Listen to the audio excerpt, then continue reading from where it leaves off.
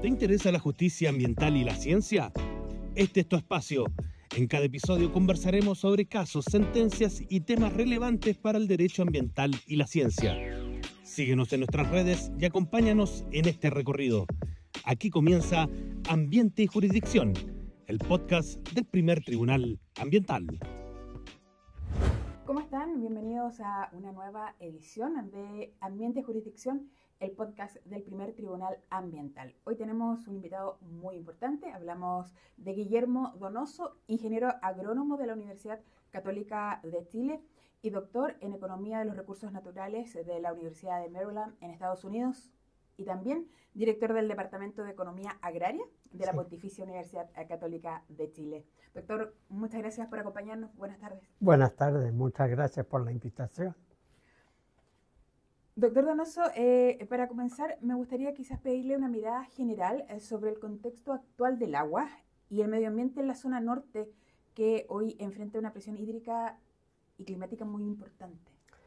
La situación de seguridad hídrica es de muy alto estrés en la zona norte.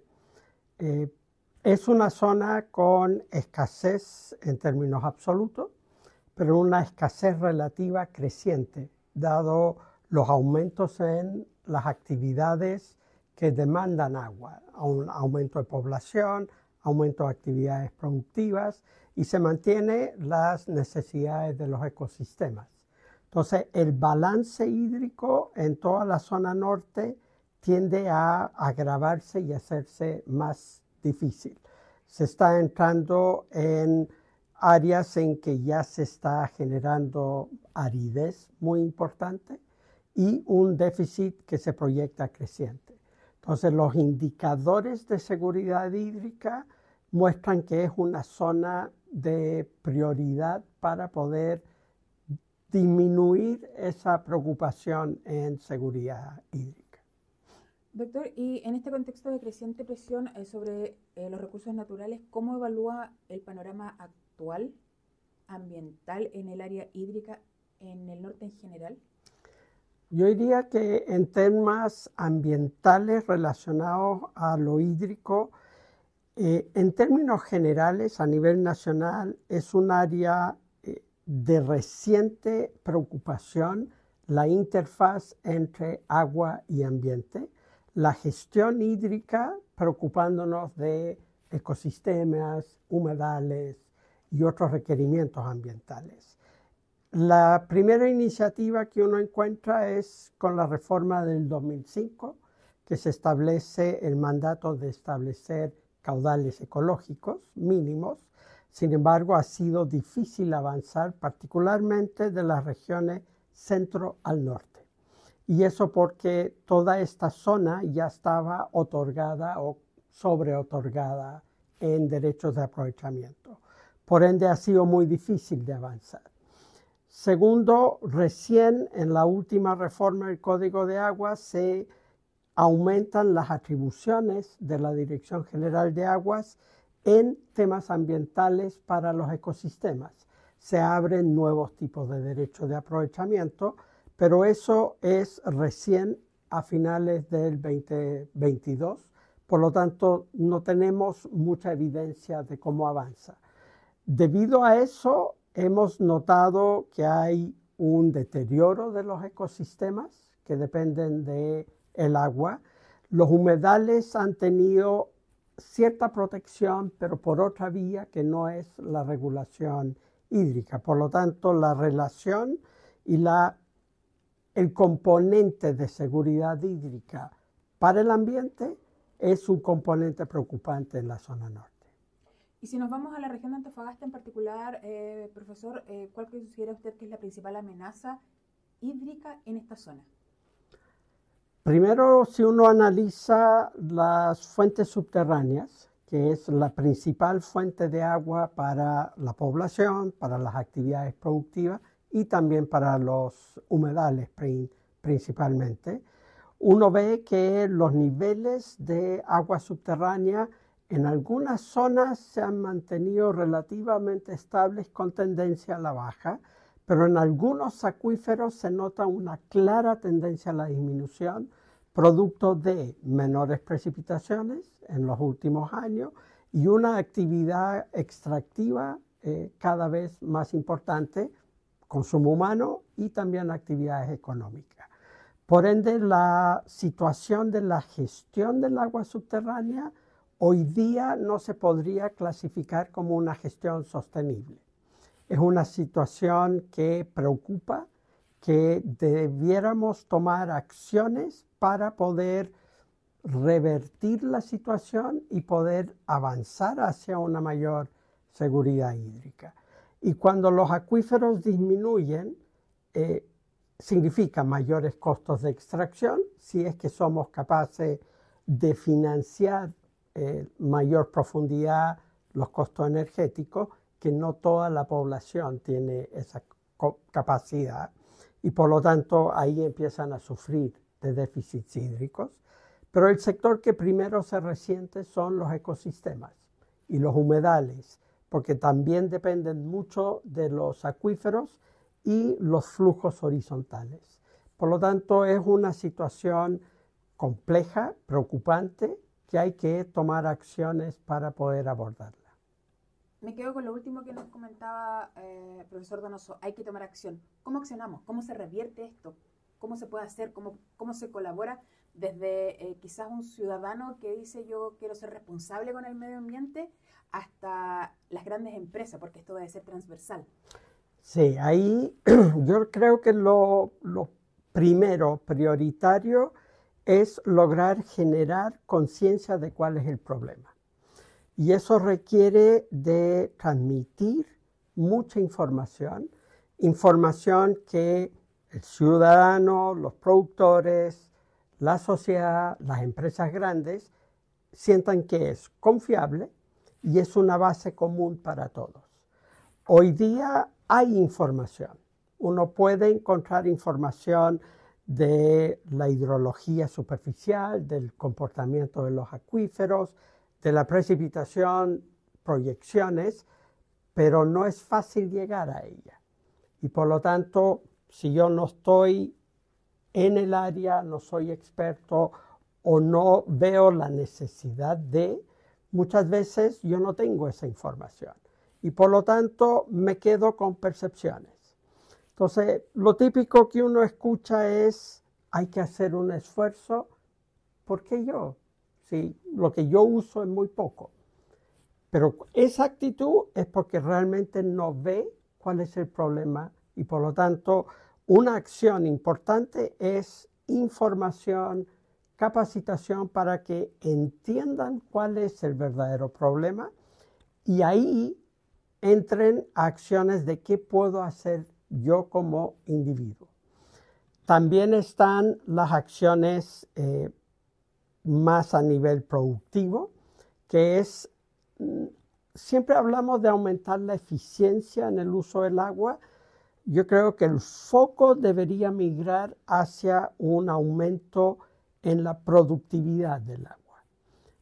Yo debería ser capaz de producir lo mismo con menos agua o producir más con la misma cantidad de agua. Y el concepto de eficiencia técnica no siempre lleva a esa mayor productividad. Entonces, si yo me enfoco en cambios tecnológicos que no son duros, muchas veces el cambio tecnológico es cómo gestiono el agua. Si yo logro aumentar la productividad, voy a poder mantener mi actividad con menos agua y así ser más resiliente al futuro que tiene proyecciones de disminución en la disponibilidad. Entonces, concientización, aumentos en productividad de agua que requiere políticas dedicadas hacia eso. Hay sectores que han trabajado fuertemente en eso, hay otros que están más rezagados, por lo que hay que focalizar en los áreas que hay que intervenir.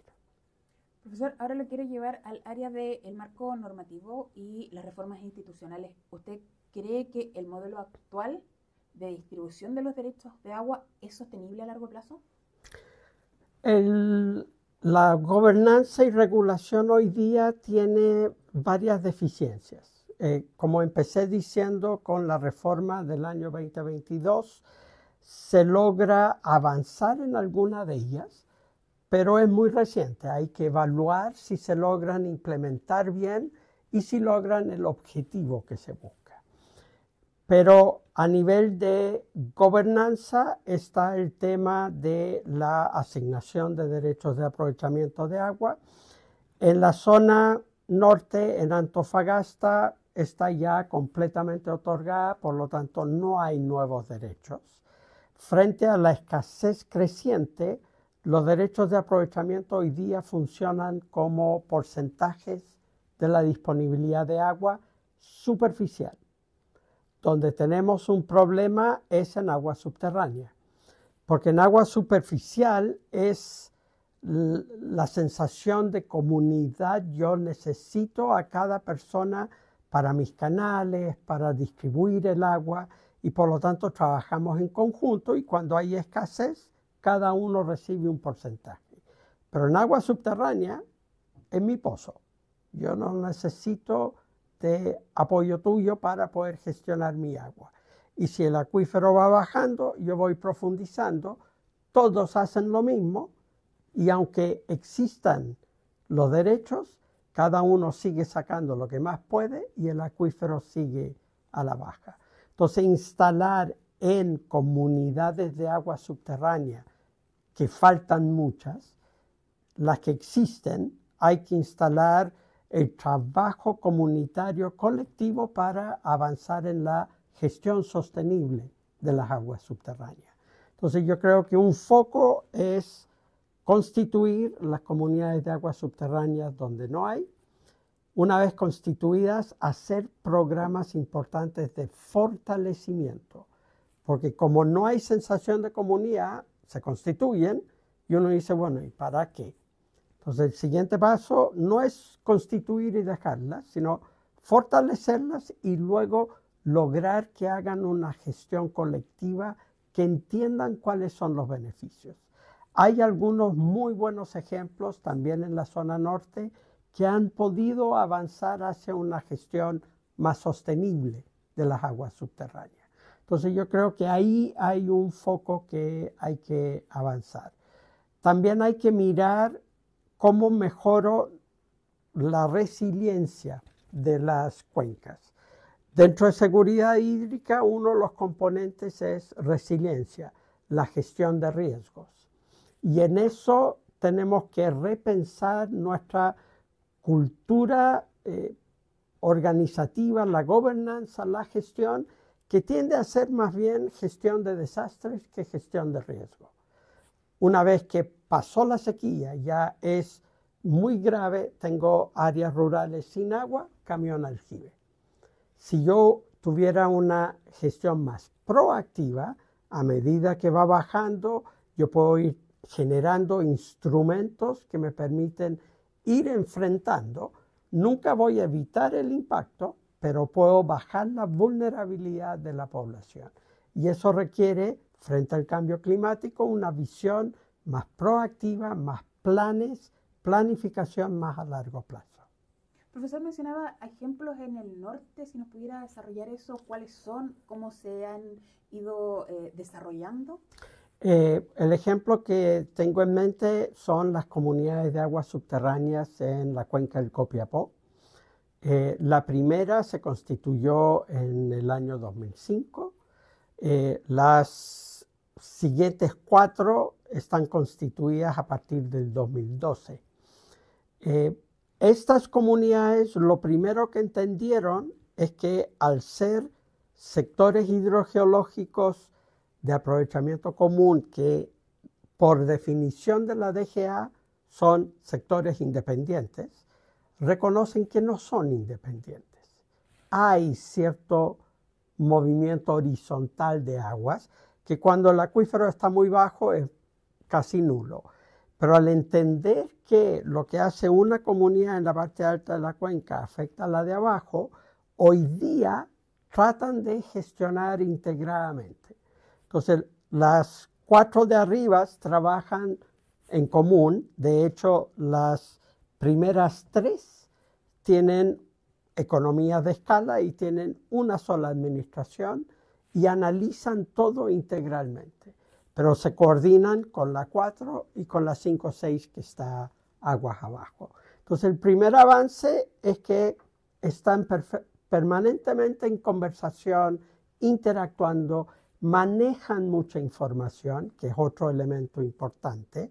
Las comunidades de aguas subterráneas en Copiapó tienen una base de datos en tiempo real de extracciones de cada usuario, no solo la cantidad que extrae, los niveles dinámicos, los niveles estáticos, y por lo tanto pueden generar una figura, unos gráficos a través de los años, cuál es el comportamiento del acuífero. Y eso está disponible a todos los usuarios.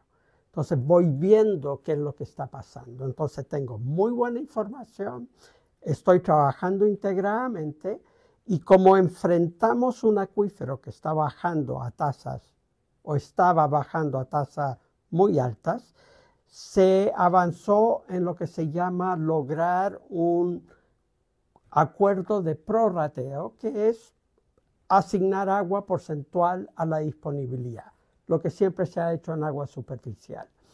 La DGA hoy día tiene la atribución para definir un prorrateo, es decir, todas las personas reducen en un 10% su extracción, por ejemplo. Pero antes de esperar eso, lo que las comunidades de arriba, 1, 2, 3 y 4, hicieron fue un trabajo para consensuar el diagnóstico, cuál es el problema, qué objetivo de largo plazo queremos y cómo llegamos a él, imponiéndose un prorrateo, que hoy día se aprobó el reglamento y de darse ciertas condiciones lo empiezan a implementar. Eso es una muestra de lo que puedes lograr con una gestión colectiva. Toman la decisión internamente, adoptan el mejor modelo para ellos que sea efectivo, que es distinto a que venga alguien de afuera y lo imponga como la DGA. Nos destacaba entonces la importancia de este trabajo en comunidad. Sí. Nos daba el ejemplo de Copiapó. ¿Por qué no se replica en otras zonas del norte? ¿Cómo se debe hacer? ¿Cómo se desarrolla? ¿Cómo se impulsa este trabajo en comunidad tan importante como usted lo ha destacado, profesor? La iniciativa, como no hay un entendimiento o una motivación clara entre los usuarios de aguas subterráneas, ¿por qué necesito una comunidad de aguas subterráneas? Muchas veces cuando el acuífero está en restricción o prohibición, restricción es que hay riesgo de agotamiento, pero se permiten derechos provisionales. Prohibición, ya no se permite ningún derecho adicional por el riesgo. Cuando un acuífero o un sector está en estas dos condiciones, es por Código de Aguas obligación tener una comunidad de aguas. Hoy día hay más de 200 sectores, prohibición, restricción, y habrán 15, 20 comunidades de agua subterráneas. Son muy pocas. ¿Cómo se constituyen? Típicamente judicialmente. Viene la DGA, dice ustedes están en una zona de prohibición, deben constituir la comunidad. Entonces yo, usuario, me enfrento a esto, hago todo el procedimiento, pero no entiendo para qué. Entonces, constituida, yo sigo haciendo lo de antes. Y además, ahora tengo que pagar una cuota.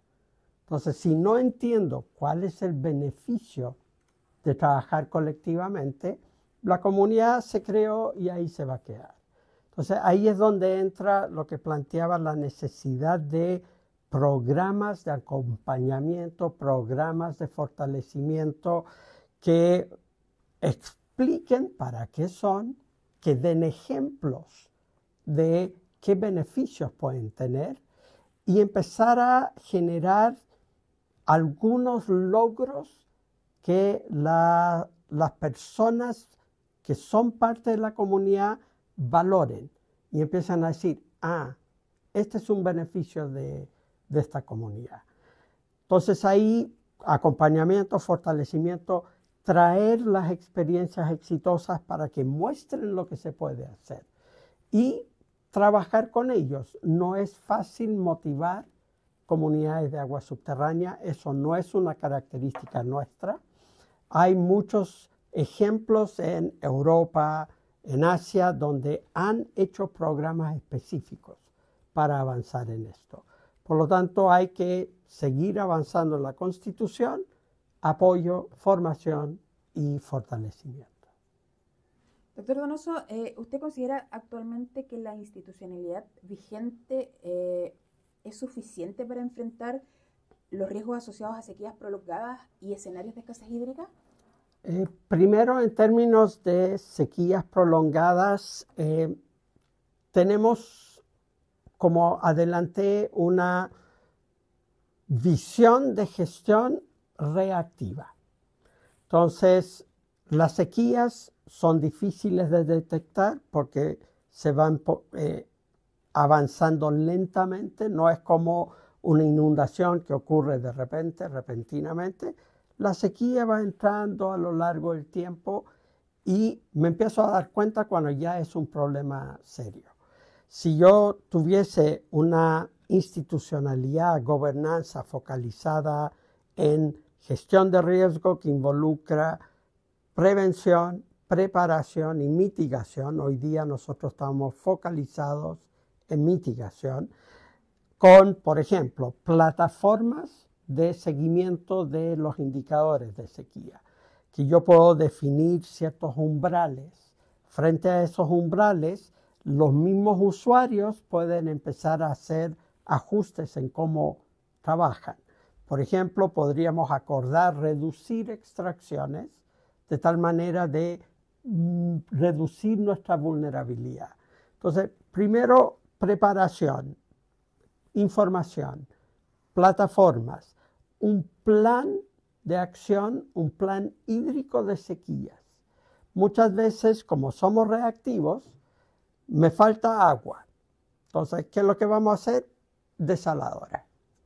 Y resulta que ponemos la desaladora y lo que ha pasado en países que siguieron ese ejemplo, hoy día tienen las desaladoras paradas.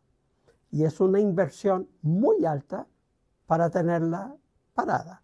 Si yo tengo un plan hidrológico que involucra un componente de sequía y cómo voy haciendo frente, yo empiezo a usar fuentes complementarias, no como parche a una situación grave, sino dentro de un plan hídrico a nivel de la cuenca.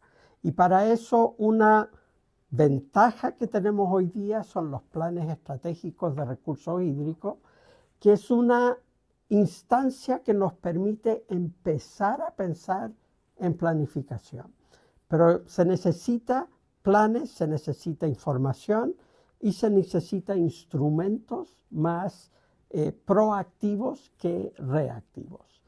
Y ahí hay que fortalecer la institucionalidad, darle más fuerza a la Dirección General de Aguas, más capacidad de coordinar, porque en sequías hay daños en la agricultura, en la población, en los mismos ecosistemas y por lo tanto tengo que coordinar muchas áreas. Y si no tengo las capacidades para coordinar, vamos a seguir fragmentadamente. Doctor Donoso, usted habló de muchas desaladoras que se han detenido. En Chile hemos visto que son proyectos que se están desarrollando. ¿Por qué no han funcionado lo que usted nos comentaba? ¿Por qué se han detenido? Por ejemplo, en Australia, con lo que ellos denominan la sequía del milenio, sería como nuestra mega sequía que estamos recién terminando, tuvieron una situación muy crítica, para lo cual dijeron necesito más agua. Entonces, la gestión de oferta es donde puedo generar más disponibilidad hídrica. Construyamos una desaladora para hacer frente a esta necesidad. Cuando ya la sequía pasó, empezamos a volver más a lo que se podría considerar normalidad. Las fuentes de agua continentales son de menores costos que la desaladora. Entonces, dejo de usar la desaladora y vuelvo a las continentales. Si yo hubiese hecho más bien un plan, puede ser que la desaladora la habría dimensionado de una forma más efectiva, que se integre a todas las fuentes de agua, no solo como solución inmediata. Entonces, tenemos en Australia hoy día, están dentro de sus planes de acción, tienen las desaladoras para cubrir ciertos problemas que se prevén en el futuro y están planificadas. En esa mirada integral de todas las fuentes más planificado, se pueden evitar inversiones que luego quedan paradas, no se usan y han sido inversiones costosas para el país. ¿Qué podría ocurrir en Chile entonces con las desaladoras, profesor? Dentro de las desaladoras en el norte, dada la demanda hídrica, no preveo que se vayan a dejar de usar porque ya hay un déficit importante. Entonces, sin las desaladoras hoy día en Antofagasta que existen, la actividad sería sustancialmente, significativamente más baja. Entonces, no veo que se construya una desaladora y no se use, porque la desalación en Antofagasta, si uno mira la historia de la inversión, no es por un problema puntual, sino es un entendimiento de cuál es mi situación hídrica, cómo puedo gestionar mejor agua. Entonces genero o invierto en desaladoras, hago swaps de agua con las ciudades costeras y eso es como una gestión más integral. En otras zonas nos puede pasar que hoy día la motivación de la inversión es solucionar un problema de sequía. Y ahí corremos el riesgo que planteaba. Pero en la región de Antofagasta no veo mayormente ese riesgo. Recién nos comentaba algo acerca de la gobernanza y quería que viéramos, por ejemplo, qué tan efectiva considera usted que ha sido la gobernanza multinivel en la toma de decisiones sobre recursos hídricos. ¿Qué aspectos quizás deberían fortalecerse? En primer lugar, siempre se habla de la alta fragmentación de la gobernanza en Chile.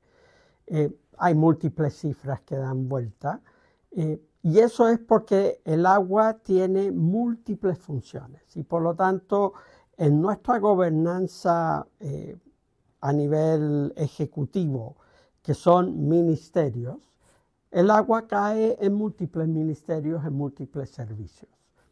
Porque si es algo de salud, va a estar en el Ministerio de Salud. Si es un tema ambiental, está en el Ministerio de Medio Ambiente. Por lo tanto, uno entiende que va a haber una fragmentación. El problema central para poder avanzar en una gobernanza multinivel efectiva es generar una buena coordinación. Y esa coordinación es horizontal entre todas las instituciones y vertical, nivel central a las regiones. Hoy día tenemos dificultades en ambas coordinaciones. Hay falta de coordinación a nivel horizontal y eso uno ve, por ejemplo, iniciativas que se toman que son contradictorias entre sí.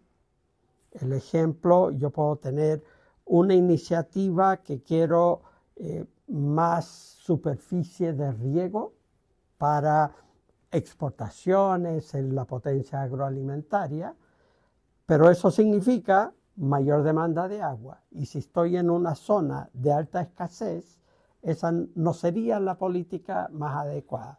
Por el otro lado, tenemos políticas de proteger el ambiente. Por lo tanto, tengo que dejar más agua para los ecosistemas. Ambas políticas, ambas iniciativas apuntan en direcciones contrarias. Entonces, necesito coordinarme horizontalmente, tener claros los objetivos y además una buena coordinación vertical que a nivel regional se puedan tomar las decisiones considerando las particularidades de la región. Finalmente, doctor Donoso, si tuviera la posibilidad de implementar una medida inmediata a nivel regional para avanzar hacia una gestión hídrica más sustentable, ¿cuál sería y por qué? Yo avanzaría en términos inmediatos, aprovecharía, no tengo claro qué cuenca se priorizó en la región de Antofagasta, pero yo aprovecharía la iniciativa del Plan Estratégico de Recursos Hídricos. y esto está en el marco de las mesas estratégicas de recursos hídricos.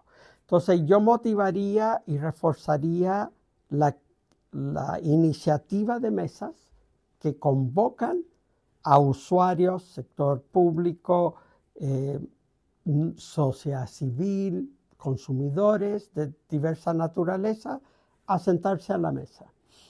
Se desarrolla el plan en forma coordinada con la mesa y todas las personas empiezan a entender el diagnóstico. Hay un componente de proyección de cambio climático y en base a este diagnóstico se definen la visión que quiero de Cuenca y las acciones. El resultado no va a ser inmediato, pero cuando yo ya siento a la comunidad toda en la mesa, genero un consenso de cuál es el problema, baja mucho la conflictividad, porque hoy día usted tiene una información, genera su percepción, yo tengo otra, y mi percepción es contraria a la suya, y si nos sentamos a la mesa, yo voy a tratar de convencerla que mi percepción es la correcta y usted también. Y ahí nos entrampamos y no logramos avanzar. Entonces, yo trataría de aprovechar esta iniciativa que tiene el impulso para poder generar consenso, disminuir conflictividad y poder trabajar en conjunto. ¿Será posible en el corto plazo, profesor? Yo creo que con los avances de la mesa estratégica sería posible. Yo no he estado en las mesas, por lo tanto, difícil puedo opinar de cómo están, pero yo creo que es una muy buena oportunidad que si se maneja con información confiable, transversal a todos, yo creo que es una posibilidad. Hay que ser realistas en el sentido que voy a generar un plan y yo siempre voy a querer el Fórmula 1, el Rolls Royce, y si no me lo dan, me frustro. Entonces, hay que ser realista en lo que sí puedo hacer. Entonces, generar logros en el corto plazo de tal manera de seguir avanzando. Pero yo creo que sí, hay que ser optimista. Muchas gracias por su tiempo, doctor Donoso. Muchas gracias. A ustedes muchas gracias por haber escuchado un nuevo capítulo de Ambiente y Jurisdicción, el podcast del Primer Tribunal Ambiental.